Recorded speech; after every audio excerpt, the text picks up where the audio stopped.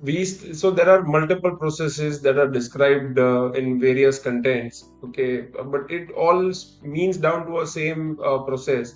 So what we use is we start from scoping. So we first of all, from very basic, we define the scope of the analysis that needs to be done. So it can be including systems, applications, or network that needs to be assessed. So once that is done, we start collecting information, which is also called footprinting somewhere. So we collect data about the system or the organization. Then we include architecture diagrams, network topologies, etc., etc. So once that is done, once we have a basic information set of the target, so what we come down to is vulnerability scanning. So we try and perform automated scans to identify if there are any potential vulnerabilities in the system. So if that once that is done, then we draw down to vulnerability assessment. So we conduct a manual overview of the scan results to find if there are any existing vulnerabilities, and we assess the severity. Then by assessing the severity, we evaluate the potential impact that is there for every vulnerability, and how likely it can be exploited. So that is one more important part. And the last part before uh, benchmarking and reporting is that we rank the vulnerabilities on based of the impact. So basically, we try to prioritize these vulnerabilities and have their particular remediation in place. So before implementing a plan, so we try and plan to remediate these identified vulnerabilities. So, but identified vulnerabilities also need some verification once it is mitigated. So we try and confirm the remediation plan that has been following up with the testing and analysis. And last is the monitoring, the benchmarking. So we continuously try to monitor uh, organization or the application of the system for new vulnerabilities that are coming up, and we try to implement fail-safe measures from vulnerabilities preventing from vulnerabilities coming to the occurrence in future. So that is the overall vulnerability as an analysis process that we use. So the CEH course has a broad range of topics that are related to the vulnerability analysis. There are some key things there is that you expect to learn from the CEH course. Few of them I could find were the basic introduction to vulnerability analysis, where you learn the basics. Then you include the importance of identifying and mitigating the vulnerabilities, whether it is a system or an organization. Then coming down to basics of the assessment tools, they try to make you familiar with the assessment tools. And it also has network and port scanners, the vulnerability scanners, the penetration testing tools, etc. Then whatever vulnerability types are there, so learning about those types, whether it is in a network or operating system or application level, and gives a brief understanding on how they can be exploited. Moreover, ahead they have in-depth scenario explained as well, where they give explanation about the exploitation techniques. So this is the interesting part, where you learn the exploit techniques that are pre-used by the attackers, such as SQL injection, cross-site scripting, etc. Then the whatever vulnerability analysis methodologies are there, so that we discussed in the first step, the scoping, information gathering, and till the monitoring part. And then there is how to report the vulnerability. This is a very major part. They teach us A to Z of the life cycle, but reporting vulnerabilities, so right documentation, how to report appropriate vulnerabilities to the stakeholders, and what kind of, so there can be technical and non-technical audiences. So basis of that audiences, uh, how you should draft the report is basically taught. And then there is vulnerability management, so monitoring and assessment to identify and mitigate those vulnerabilities. So these are some topics, and in detail and in depth they are explained on the CH course, which is great. So when we say, at least coming down to today's digital age, technology has become integral part of every business, and the need for cybersecurity is actually more than ever before. That is what I have observed and felt. cyber threats, are constantly evolving, and these cyber criminals, have become more sophisticated in their attacks. So just a single cyber attack can cause significant financial and reputational damage to the corporation. And when you draw a conclusion, on my perspective, there are some reasons why it is essential for every corporate and every organization.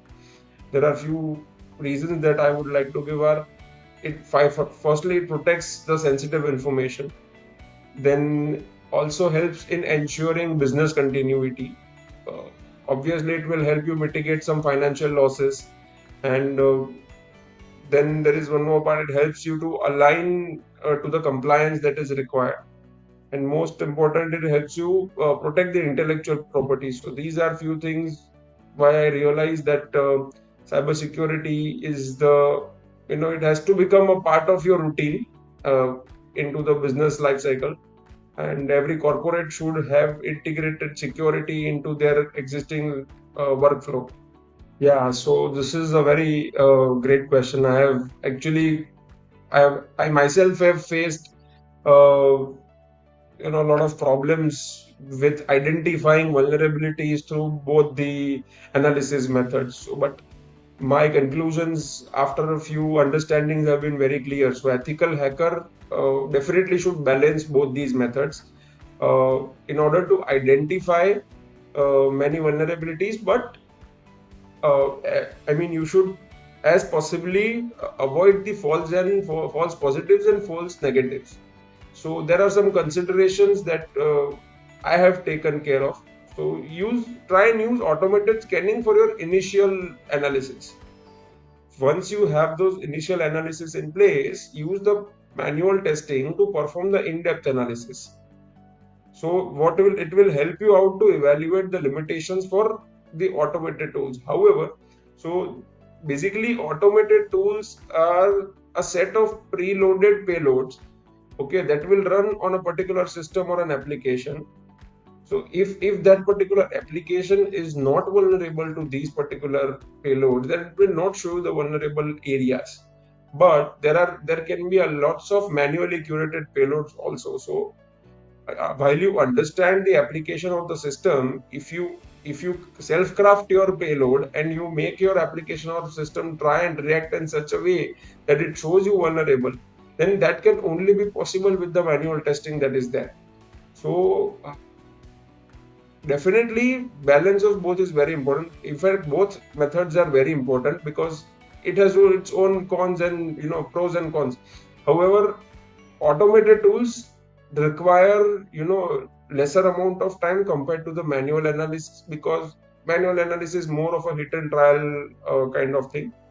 But this is how you can balance. So try and start with initial scanning using the manual and automated tools, and then perform the manual testing to identify in-depth analysis. So that's how a balance should be made. So having false positives is absolutely okay. Every assessment will have false positives, but